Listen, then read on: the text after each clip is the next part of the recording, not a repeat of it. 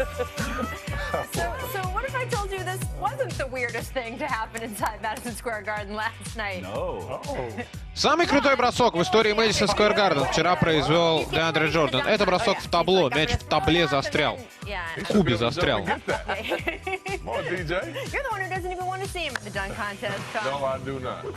Было круто. Может быть, на данк-контесте кто-то повторит это. Но у нас в программе НБА в прыжке. И у нас сегодня очень тесно за столом. Рэйчел Николс, Рамона Шелборн, Ченси Биллопс, Трейси Макгрейди. MVP of the finals, Chauncey Billups. I can throw other stuff at you if you would like. Чонси очень довольный, соответственно. Good, right? I can throw that in there too. Future Hall of Famer. I can throw that at you. Ramona, you and I need to work on our titles, though. Ну, обсуждаем мы то, что скорее вокруг баскетбола происходит, нежели сами дела баскетбольные, но тем не менее очень и очень интересно. Все равно будет. Purple horned frogs were raining from the ceiling at Madison Square Garden. I would 100% believe them.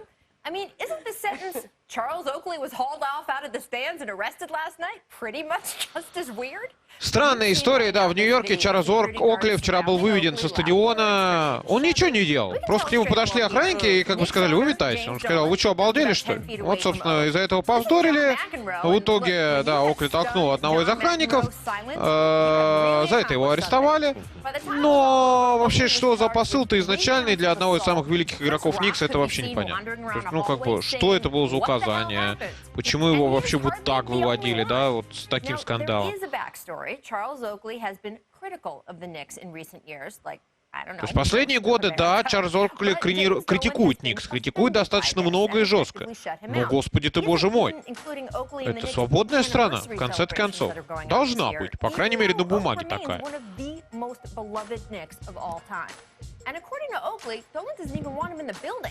Here's Oak from late last night telling his side of the story. Get there, sit down. Вот Чарльз Оукли, собственно, об этом рассказывает. Я просто сидел, ко мне подошли, сказали: сэр, встаньте, пожалуйста, и покиньте стадион. Оукли ответил, ну, как бы спросил, почему? Ему ответили: потому что это вот есть такое распоряжение. И я, как фанат Никс, как просто человек, который хочет посмотреть баскетбол, я, естественно, возмутился, что это за история такая.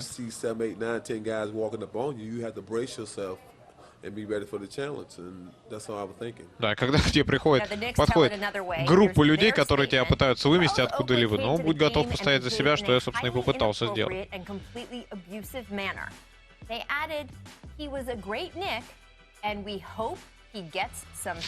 Никс очень сухо ответили, то есть они сказали, типа: Чарльз Оукли был арестован на нашем матче. Он великий спортсмен, надеюсь, мы сможем ему помочь. Все, что сказали Никс.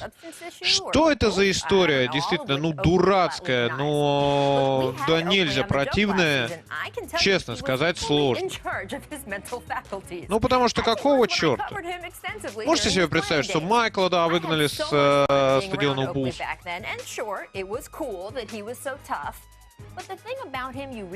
Хотя, кстати, Оукли-то поиграл в свое время в Чикаго и не мог. I said last night that the Knicks could go 0-82, and it wouldn't lose them as many fans as if they pressed charges against Charles Oakley. Да, вот это самая история, то есть Рэйчел Николс, она говорит, я еще вчера в интервью отметила, что Никс могут пройти сезон 0-82, и все равно они не потеряют столько фанатов, сколько, соответственно, могут потерять сейчас из-за вот этой истории с Оукли. Возможно, это была самая большая ошибка Никс вообще в истории, да? Посмотрим, конечно, что в итоге и как будет с этой историей. Just unfortunate, you know, to see somebody so revered by that organization be carried out and walked out like that, and treated in that way. And I can just tell you, as a man, you can talk to me without putting your hands on me. Right. Mm-hmm. Because now we cross into a different lane. Mm-hmm. And we all know, I mean, Mac played with we call him NBA's version of Debo. So we you know, we all know how Oak is. Mm-hmm. But I tell you, the last part of that statement really bothered me. Right? With the Knicks. It really bothered me because it leads people to assume Ну, действительно, как бы странная история во всех планах отмечает Чонси. То есть его разочаровала еще и последняя строчка в заявлении, что настолько все это сухо подано, настолько, соответственно, ну, никто не говорил, что, типа, это один из величайших спортсменов там в истории Никс. Просто там, типа, игрок, который долго играл. Ну, отлично. Это действительно как бы показывает, что команда сейчас не прислушивается никому. Отмечает Трейси Макгрейди, что команда сейчас идет абсолютно по своему пути.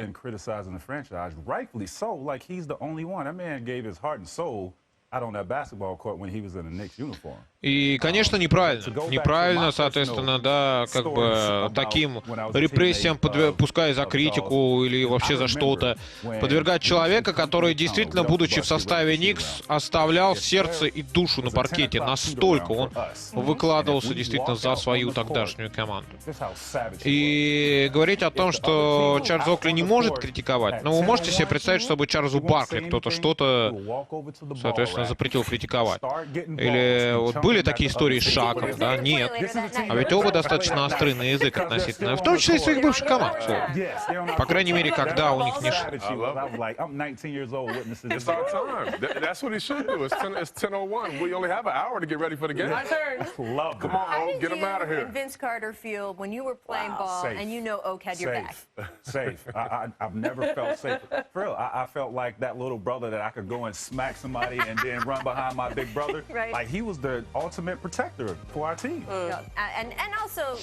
Да, вот с Чарльзом Баркли, опять же, вот эта история, то есть он всегда как бы был человеком, который защищал нашу команду. И Чарльз Оукли, кстати, в Нью-Йорке, когда играл, тоже был таким человеком, который, ну, если угодно, такая-то баскетбольная версия Тавгая. И поэтому вот такое обращение с ним недопустимо.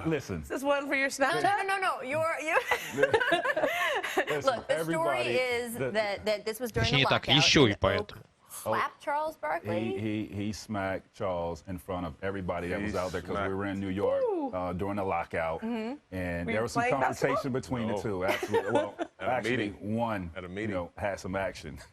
Wow. Smack the hell out of him. Yes. Here's the thing about this is what you talked about in your opening there is it never needs to come to this. Like from what I've heard, this actually has been brewing for quite some time. And actually, last year at a game, I heard that he went to, when Charlotte was in town, Patrick Ewing is an assistant coach for Charlotte, and he went to go see his friend, and there was sort of another incident there where Charles is, you know, they don't comp him tickets, right?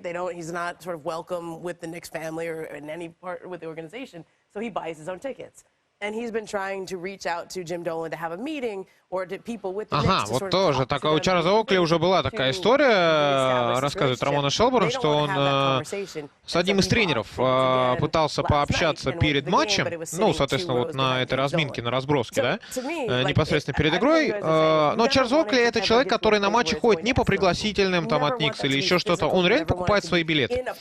И когда он попытался, естественно, со своего места пройти там к площадке, его там достаточно жесткая охрана остановила, там выговоры сделала, и достаточно долго шли вот эти разборки. То есть тоже рецидив где-то даже, можно сказать, у Чарльза Оукли случился. Но это все, конечно, грустно. The LA Lakers. Ramona wrote a fascinating story about the transformation that's going on behind the scenes there right now. Y'all know the Lakers hired Magic Johnson as a special advisor to Jeannie Buss.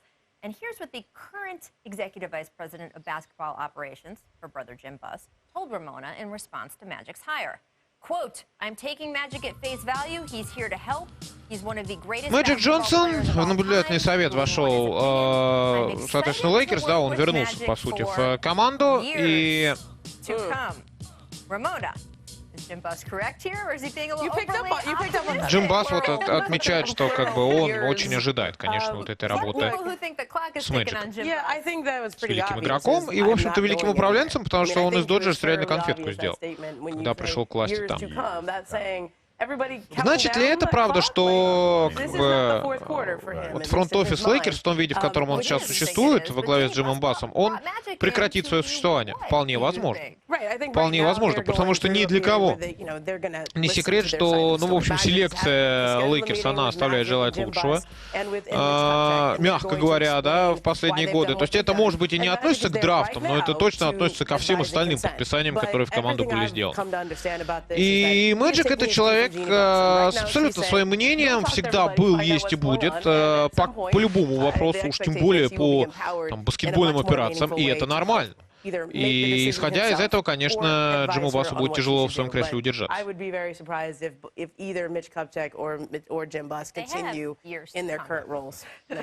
То есть даже и Митча Капчика не видят в команде Рамона Шелберна. И Митч Капчик, и Джим Бас, соответственно, скорее всего, по ее мнению, команду покинут.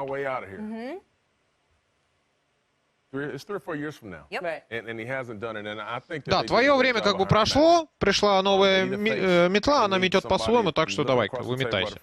Говорит, Чонси Биллупс — это как бы обычный порядок вещей в нормальном мире, да, и исходя из этого, как бы расстраиваться не стоит.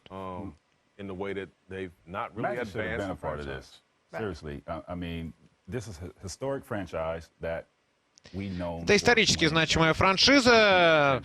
Здесь болельщики как бы долго не сумеют жить без больших успехов. И вот этим во многом тоже обусловлен тот факт, что, соответственно, здесь будут изменения. Потому что уже, соответственно, достаточно долго, по меркам Лейкерс, ничего такого здесь не происходило. Ничего сверхзначимого. Has been in these free agent meetings. Like every of the free agent meetings they have with Carmelo and Lil Marcus, he's been there. Like you have access to Magic if you come to Los Angeles. What they don't have is any connective tissue between the basketball operation and the business operation. So when your team is losing, which is crazy because they're siblings. Jeannie and Jim are brother and sister. And I thought what you said yesterday, I heard you say on SportsCenter was so interesting. You said that Magic is a 6'9" shield for Jeannie. This is delicate business. Chauncey, you brought up that Jim is said he would. И многие говорили, кстати, что вот Джим Бас и Джинни Бас, они во многом не сходятся во взглядах на команду. И что типа Мэджик Джонсон приходит в команду как такой почти 7-футовый, да, щит для Джинни. Ну вот и посмотрим. Ну пока похоже действительно на то. Yeah, and I think in some ways, look, Jim is an owner. Like unless you're going to buy him out, and I don't even know if that's possible in terms of the way that the trust that's been set up. Unless you're going to buy him out, he's still going to be part owner. The question is, will there be any connective tissue between basketball and business? And I know people think. Ну, то есть Джим останется, естественно, здесь никто не говорит о том, что он уйдет с поста владельца команды. Это понятно. Но просто как бы надо разделять понятие, соответственно, бизнеса и понятие фронт-офиса. То есть если ты успешен в бизнесе, это не значит, что ты будешь успешен во фронт-офисе. Free agency, you've got to prepare the business side for that coming. Because they're the ones answering to the cable TV company. They're the ones answering to the suite holders, the company, the corporate sponsors. And if you catch Jeannie Buss and the business side by surprise on that, not great. It's going to be interesting. All these teams, it's you who need soap operas. То есть Джиму надо оставить как бы финансовые вопросы, а Джинни, соответственно, вот как раз тот самый фронт-офис. Вот к этому пришли.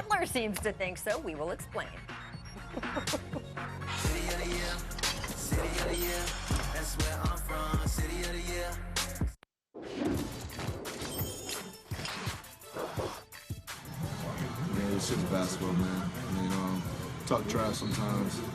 I don't know why he'd be talking to me. Been on 5 teams in 3 years. He has the nerve to talk trash to me, but it is what it is. He's on a winning team, so you know you have those muscles when you're on a winning team, really good team. So you know it is what it is.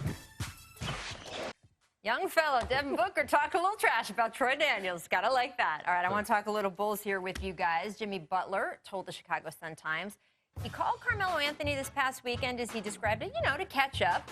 You may remember Melo considered signing with the Bulls, just an innocent phone call. As a free agent back in 2014, he ultimately passed. But, guys, one of his closest friends, Dwayne Wade, now plays there, so might he be more interested now in his Butler lobbying for that? Должны ли Буллс войти в список команд, которые претендуют на Мело? Но это будет очень странная команда, конечно.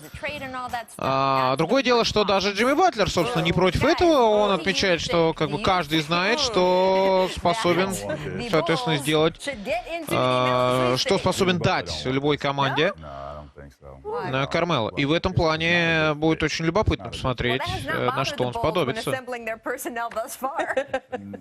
in the middle of the season making this trade for Melo, just it doesn't make sense. You know, they have, if they was to have Melo, you're gonna have 3 guys that demand the ball, and that just never works out.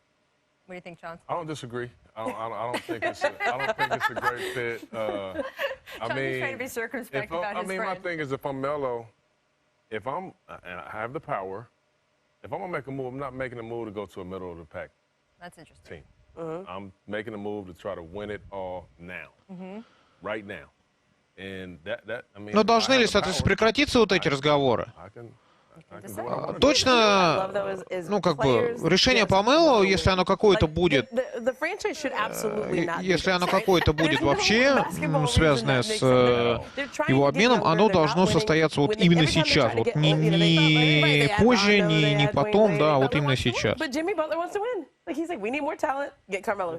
doesn't know how to win yet. I mean, you don't just bring other like, you know you're going to upgrade at the position, right? But then you get there and it's like, okay, well, how are we going to make this work? Put it together? But you know, it's like, okay, on the Olympic team where you just get all the best players and you guys figure it out. No, I think that's how Jimmy's thinking. That has not worked for the Bulls thus far. All right, some interesting stuff going on with Steph Curry I do want to get to. Steph has not been the most politically vocal player over the years, but after the CEO of his main sponsor, Under Armour, told CNBC, quote, President Trump is a real asset for the country, well, Steph felt moved to speak out, gave a strong interview to the San Jose Mercury News. Да, вот интересно, как бы Стеф Карри, он никогда не отличался разговорами на спортивную тематику. Но, соответственно, его личный спонсор, Under Armour, вот как только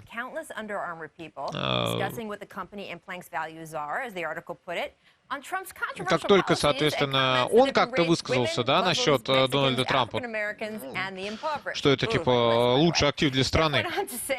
Стеф тут же поддержал это высказывание. But he would consider leaving the company in the future if the leadership is not in line with my core values. There is no amount of money, he said, no platform I wouldn't jump off of if it wasn't in line with who I am.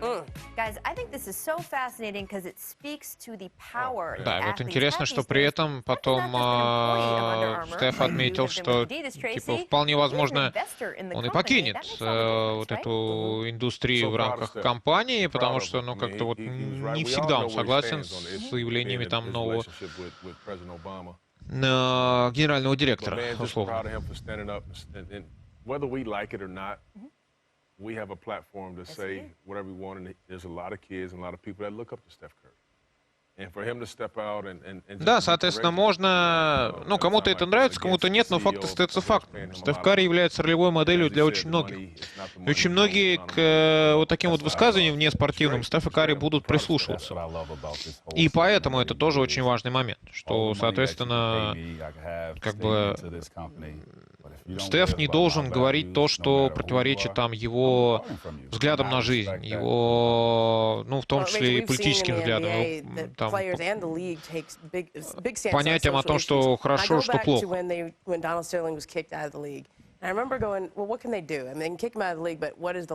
Ну, вообще, да, странно. То есть сюрприз ли для вас, что делает он политические комментарии? Да. No company wanted to advertise or have their brand associated with the Clippers as long as Donald Sterling was still the owner of the team. And it was as soon as the NBA saw that, where you hit him in the pocketbook, right? Yeah, it was over. Absolutely. And I will say the fact that these guys are getting so much more money off of contracts and things like that, it empowers them then. They're great. They're like, great, I don't need this extra if you're not going to do what I want to do. And that's only вообще компании в НБА не должны вмешиваться. Вот Стив Балмер, да, вообще кто-нибудь ассоциирует Microsoft сейчас с Лос-Анджелес Клипперс? Я не думаю. Хотя Балмер вообще владелец команды, так на всякий случай.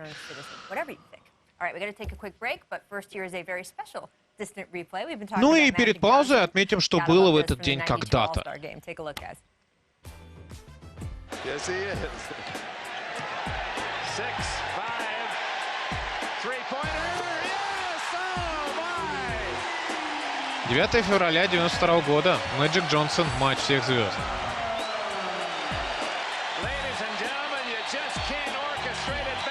Круто, да. Это самый расцвет, самый Dream Team.